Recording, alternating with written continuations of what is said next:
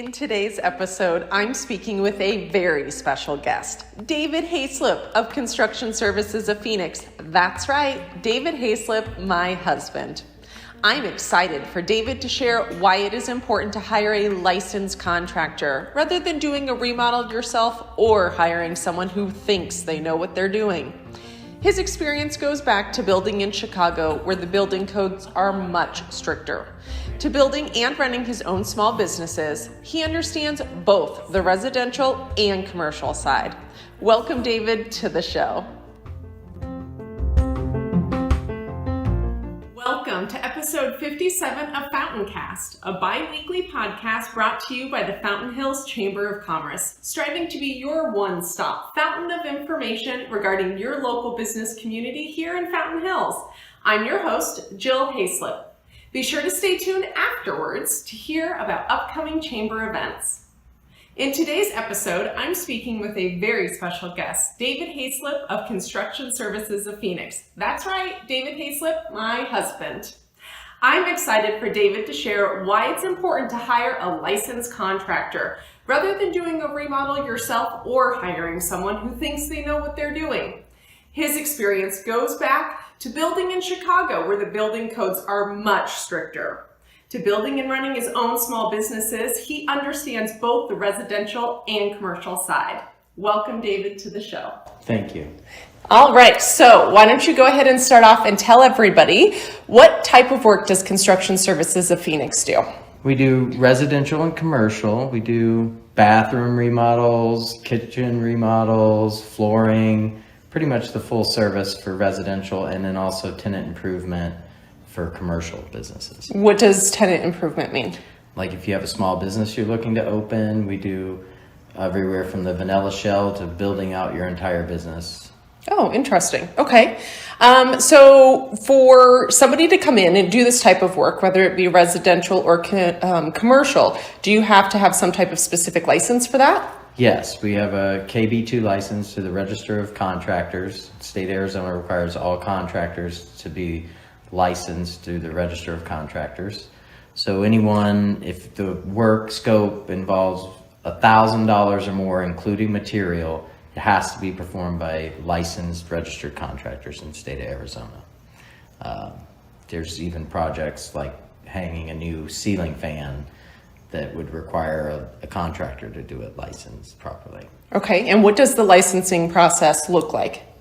Through the state? Yes. The state requires you to go through a background check, credit check, secure bonds with the state for up to $2 million to secure, that you provide the work that you've charged customers for and that you don't abandon the jobs. And so it's like a security insurance policy for the consumer here in the state of Arizona. It's one of the few states that require that the state themselves actually bond the contractors and require the bonding and performance and bid bonds. Really? Contractors, yes. Not every state does that? No. Huh, okay. And then is there any type of follow-up by the state of Arizona for your license, or do you just have it and you're good forever? No, every 2 years they renew. You have to renew it. Make sure your security bond's in place. Make sure you still pass a background check. Similar to like a real estate license. Okay. And what type of experience do you have to have? Can just anybody go and become a general contractor? No, they must show at least 10 years of experience in the background that they're looking to do and pass the state's required tests. So there's a lot to it. Yes. That's good to know. And that's important for our listeners to know, that you want to make sure that you are hiring a licensed general contractor. Yes. Now, how would somebody go about making sure that they're hiring somebody who's licensed? Well, every contractor that's licensed to the registered contractor must post their license number on all their business cards, all marketing, whether it's on the side of their truck, they have to have the ROC number posted. If it's on a shirt that has their name on it, a hat, all marketing must be accompanied with the registered contractor's license number. Or you can simply go to roc.az.gov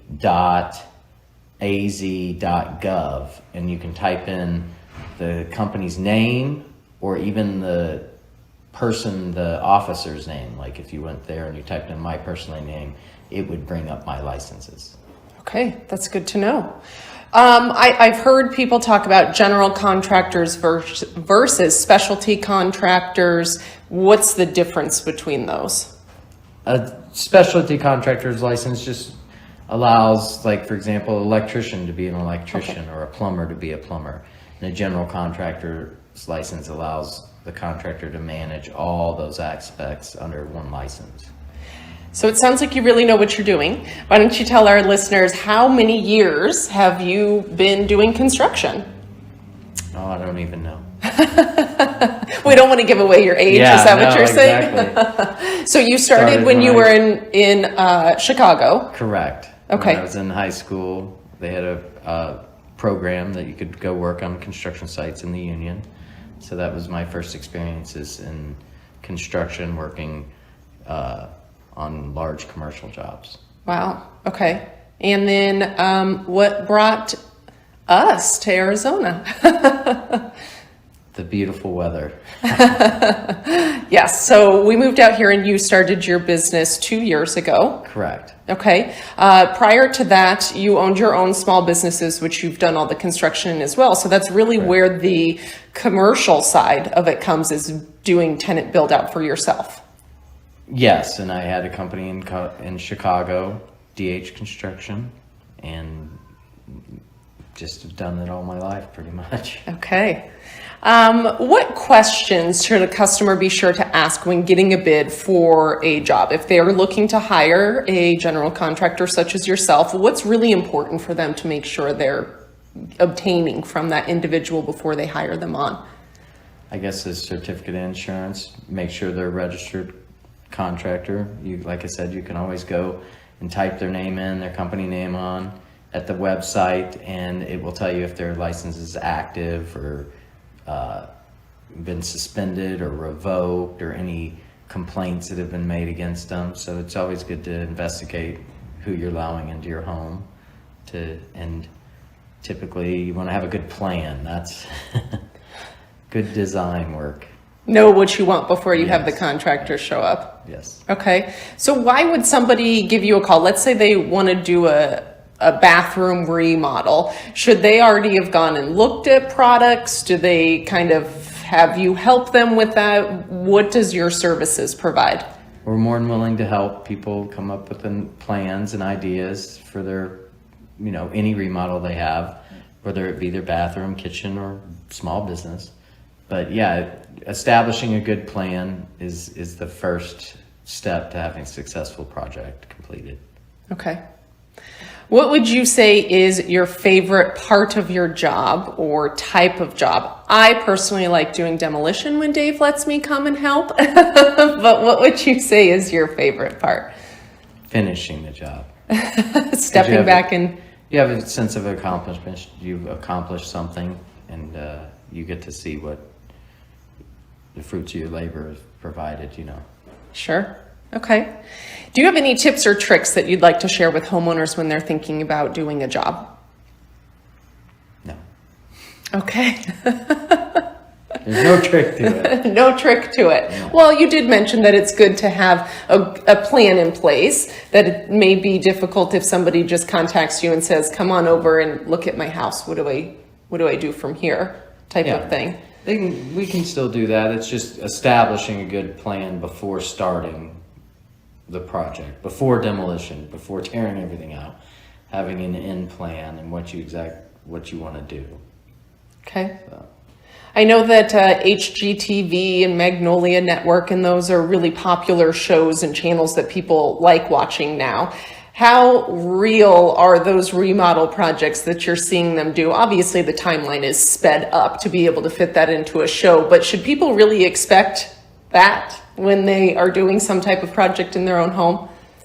No, I don't think so. Okay. Most of the time they have a lot of people behind the scenes doing a lot of the work, a lot of the material and stuff are provided by sponsors, so their budgets are, especially in today's economy, their budgets are a little bit smaller because they aren't paying $95 a sheet for plywood or $15 a stud.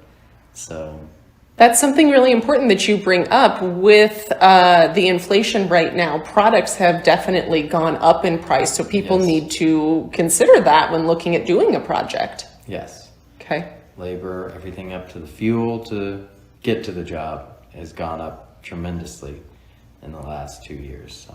Okay. Do you work in any specific area, or are any of our listeners open to get in touch? We're open to the entire valley, Phoenix to Fountain Hills to Mesa, Glendale. So yeah, any of those areas. Okay. And what's the best way for somebody to get in touch with you? They can reach me on my cell phone. And what's that number? 719-482-4007, or they can look us up at constructionservicesoffphoenix.com. Okay, and you can always also go to the Fountain Hills Chamber of Commerce's website and look under our business directory. David's business is listed there, Construction Services of Phoenix. So there's a couple different ways that you can get in touch. So when you are not busy working, what types of things do you enjoy doing outside of work? Working on my own home. Okay. Or hiking and enjoying the outdoors when it's not too hot. So during the winter months here. Yes. So staying busy. Yes. Okay. You joined the Chamber of Commerce about a year ago now, and you have been actively involved with the Chamber. What would you say is maybe your favorite part of being involved in the Chamber of Commerce? The group events, the special events the Chamber holds, the members get to be part of, the dinners, the parades. Dave volunteers a lot. He's not going to give himself credit, but he does volunteer with the Chamber of Commerce for some of our events. He was a huge help at Fountain Hills Day. He helped with the gala. And then, of course, he attends the networking events and those types of things. For somebody who's maybe on the fence, not really sure, should I go ahead and join the Chamber of Commerce? Do you feel that it has really helped grow your business here in the Fountain Hills area by joining? Yes, it's really helped with meeting people in the local marketplace, businesses, other business owners.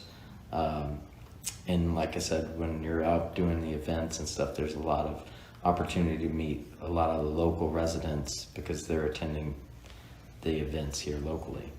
Okay, wonderful. Well, David, is there anything else that you would like to share with our listeners about construction, helping to make sure that they are covered when they hire somebody, or just anything generally?